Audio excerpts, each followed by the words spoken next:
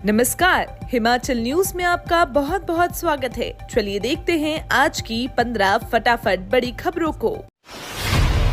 CM Sukhvinder Singh Sukhu पहुंचे IGMC. Himachal के मुख्यमंत्री सुखविंदर सिंह सुक्खू शिमला लौट आए हैं। वे सिरमौर दौरे पर थे। मुख्यमंत्री सुखविंदर सिंह सुक्खू ने इंदिरा गांधी चिकित्सा महाविद्यालय शिमला में 7वें राज्य वित्त आयोग के अध्यक्ष नंदलाल का कुशलक्षेम जाना। नंदलाल अस्पताल में स्वास्थ्य लाभ ले रहे हैं। सीएम सुक्खू ने उनके जल्द स्वस्थ होने की कामना की। मुख्यमंत्री ने आईजीएमसी अस्पताल में मरीजों को दी जा रही विभिन्न स्वास्थ्य सेवाओं और सुविधाओं का निरीक्षण किया। उन्होंने नवनिर्मित ट्रॉमा वार्ड में जाकर मरीजों से बातचीत करते हुए उन्हें उपलब्ध कराए जा रहे भोजन की गुणवत्ता और चिकित्सकों और नर्सों से मिल रहे स्वास्थ्य उपचार एवं परामर्श के बारे में जानकारी ली।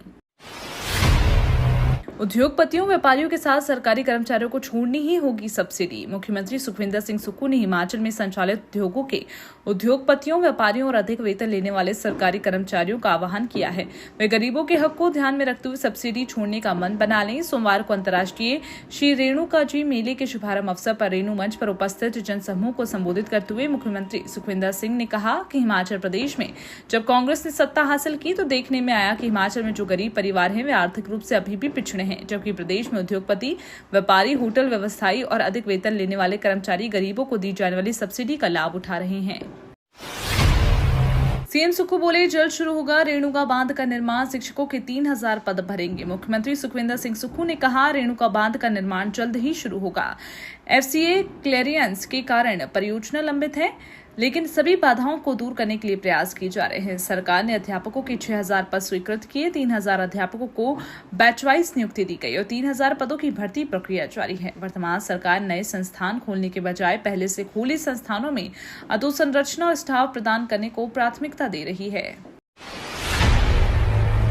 पहली बार छोटी काशी मंडी पधारे देवता श्रृंगा ऋषि पुष्प वर्षा से किया स्वागत। छोटी काशी मंडी में पहली बार कुल्लू जिले के प्रमुख देवताओं में से एक माने जाने वाले देवता श्रृंगा ऋषि पधारे। मंडी पहुंचने पर स्थानीय लोगों और देवता समिति द्वारा देवता का भव्य स्वागत हुआ। इस दौरान देवता के आने पर लोगों ने फूलों की बारिश की है। साथ ही देवता ऋषि छोटी काशी मंडी में जारी श्री रामाचार्य महायज्ञ और रामकथा में शामिल होने के लिए पहुंचे। एक छत के नीचे दिखेगी प्रदेश की विरासत, लोक संस्कृति की दिखेगी झलक। राजस्थान के जयपुर के चोखी ढाणी और दिल्ली हाट की तर्ज पर देश विदेश के सैलानी हिमाचल कला ग्राम में प्रदेश की कला और संस्कृति से रूबरू हो सकेंगे। कांगड़ा के नगरोटा बगवा के रजियाणा में हिमाचल कला ग्राम बनाया गया, जहां एक ही स्थान पर हिमाचली हस्तशिल्प, हथकरघा, संगीत, नृत्य और खान-पान का लुत्फ लिया जा सकेगा। नए साल पर प्रदेश के लोगों और सैलानियों को समर्पित होने वाले हिमाचल कला ग्राम का संचालन हिमाचल प्रदेश पर्यटन विकास निगम करेगा।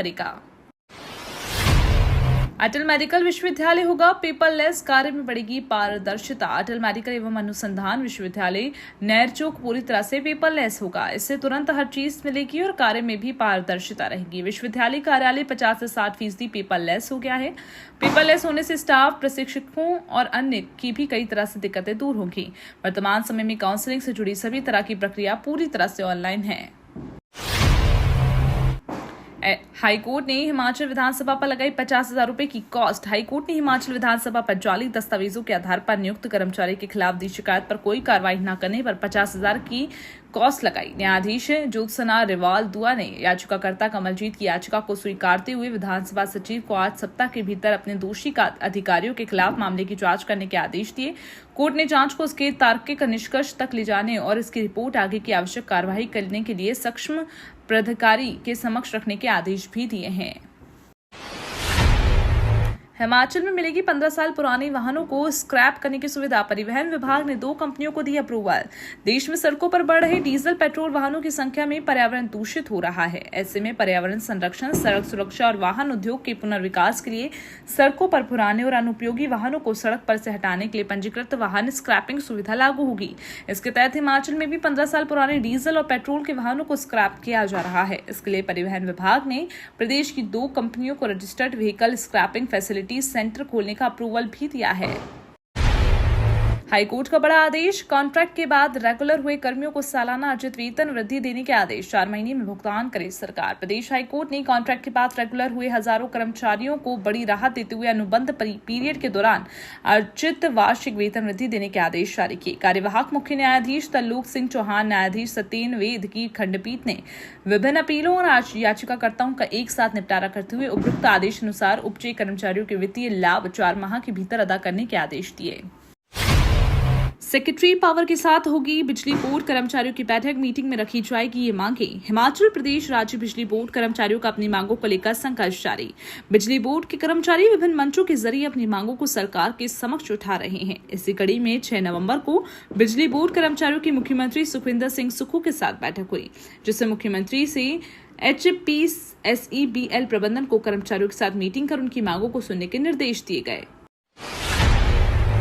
हिमाचल में पिछले 1.5 महीने से सूखे के हालात, नवंबर में भी नहीं हुई बारिश, अभी तक नहीं हो पाई गेहूं की बिजाई। हिमाचल प्रदेश में पिछले 1.5 महीने से लगातार सूखे के हालात बने हैं।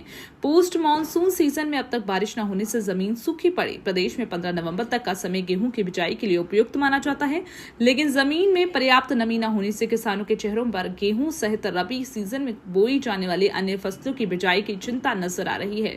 पोस्ट मानसून सीजन में अच्छी बारिश होने से अक्टूबर महीने में गेहूं की बिजाई का काम शुरू हो जाता था, लेकिन अब की बार बारिश न होने से प्रदेश में मुश्किलों से 15% एरिया में ही गेहूं की बिजाई हुई है। हिमाचल में इस बार रबी सीजन में 3,24,000 हेक्टेयर भूमि पर गेहूं की बिजाई का लक्ष्य निर्धारित किया गया है।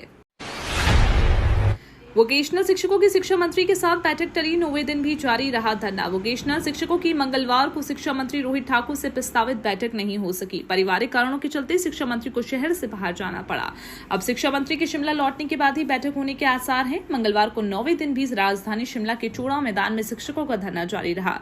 पूर्व विधायक राकेश सिंघा ने धरना स्थल पर जाकर शिक्षकों की मांगों का समर्थन किया है। एग्जाम पोर्टल पर इंटरनल असेसमेंट CCA एंट्री के बाद मिलेगा रोल नंबर। PG परीक्षा को आवेदन की तिथि बढ़ाई।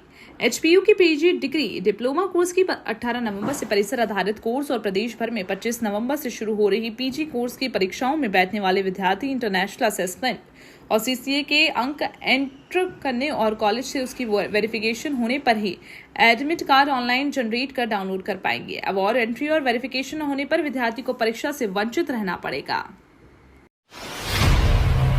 नेता प्रतिपक्ष जयराम ठाकुर बोले, जनमंच जनता के लिए था, वो सुक्खू सरकार की पिकनिक नहीं थी। पूर्व की भाजपा सरकार के समय में चले जनमंच कार्यक्रम को लेकर कांग्रेस सरकार की तरफ से लगाए गए आरोपों पर पूर्व मुख्यमंत्री नेता प्रतिपक्ष जयराम ठाकुर ने तीखा पलटवार किया। मंडी में पत्रकारों से बातचीत करते हुए जयराम ठाकुर ने कहा कि उनकी सरकार में जो जनमंच कार्यक्रम चला रहे थे वो जनता की समस्याओं के समाधान का मंच था। वो सुक्खू सरकार की पिकनिक नहीं थी, जिसमें CM दूर दराज के गाँव में जाकर रात को नाटी डालकर वापस आ जाते हैं। बिलासपुर रेलवे लाइन 523 करोड़ से बनेंगे 2 अहम पुल, रेल विकास निगम ने आमंत्रित किए टेंडर। बिलासपुर तक रेल लाइन पर बनने वाले 2 महत्वपूर्ण पुलों का निर्माण 523 करोड़ रुपए से होगा। इन पुलों का काम आवंटित होने के बाद भानुपल्ली से बिलासपुर तक रेल लाइन के सभी कंक्रीट निर्माण कार्य शुरू हो जाएंगे। बिलासपुर तक बनने वाले 13 प्रमुख और महत्वपूर्ण पुलों, 2 वायडक्टों और 16 टनलों का काम पहले से ही शुरू होगा। रेल विकास निगम ने पुल नंबर 49 और 50 के निर्माण के लिए टेंडर आमंत्रित किए। ये तो थी आज की 15 बड़ी खबरें। डेली खबरों से अपडेट रहने के लिए चैनल को सब्सक्राइब करना बिल्कुल ना भूलें। धन्यवाद।